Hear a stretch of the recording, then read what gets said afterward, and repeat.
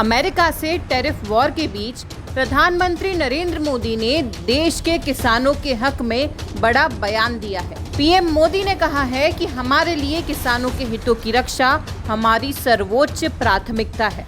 भारत किसानों, मछुआरों और डेयरी किसानों के हितों से कभी समझौता नहीं करेगा। उन्होंने कहा कि उन्हें पता है कि इसकी भारी कीमत उन्हें चुकानी पड़ेगी और वे इसके लिए तैयार हैं। नई दिल्ली में एमएस स्वामीनाथन शताब्दी अंतर्राष्ट्रीय सम्मेलन को संबोधित करते हुए मोदी ने कहा कि सरकार किसानों की आय बढ़ाने और खेती पर खर्च कम करने के लिए लगातार काम कर रही है। पीएम मोदी ने कहा कि देश में सोयाबीन, सरसों, मूंगफली का उत्पादन रिकॉर्ड स्तर पर बढ़ा है। उन्होंने जोर देकर कहा कि हमारे लिए किसानों का हित सर्वोच्च प्राथमिकता है। भारत अपने किसानों, पशुपालकों के और मछुआरे भाई बहनों के हितों के साथ कभी भी समझौता नहीं करेगा और मैं जानता हूं कि व्यक्तिगत रूप इसके लिए मुझे बहुत बड़ी कीमत चुकानी पड़ेगी, लेकिन मैं इसके लिए तैयार हूं। मेरे देश के किसानों के लिए, मेरे देश के मछुआरों के लिए, मेरे देश के पशुपालकों के लिए आज भारत तैयार है। पीएम मोदी ने कहा कि किसानों की आय बढ़ाना, खेती पर खर्च कम करना, आय के नए स्रोत बनाना, इन लक्ष्यों पर हम लगातार काम कर रहे हैं। हमारी सरकार ने किसानों की ताकत को देश की प्रगति का आधार माना है। इसलिए बीते वर्षों में जो नीतियां बनी उनमें सिर्फ मदद नहीं थी, बल्कि किसानों में भरोसा बढ़ाने का प्रयास भी था।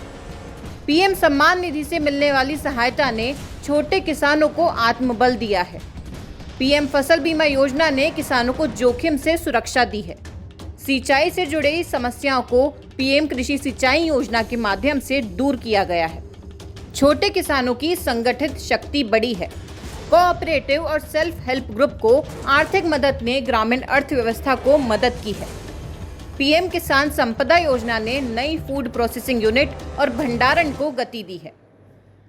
बता दें कि अमेरिका भारत व्यापार समझौते में भारत के किसानों और डेयरी किसानों के हितों पर गंभीर प्रभाव पड़ रहा था, क्योंकि अमेरिका ने भारतीय कृषि और डेयरी बाजारों तक अपने प्रोडक्ट को व्यापक रूप से पहुंचाने की मांग की थी।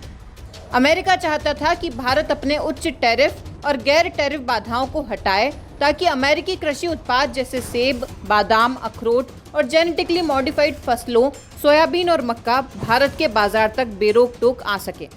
साथ ही अमेरिका डेयरी उत्पादों, विशेष रूप से पनीर और दूध पाउडर के लिए बाजार खोलने की मांग कर रहा था, जो भारत के 8 करोड़ डेयरी किसानों के लिए खतरा था।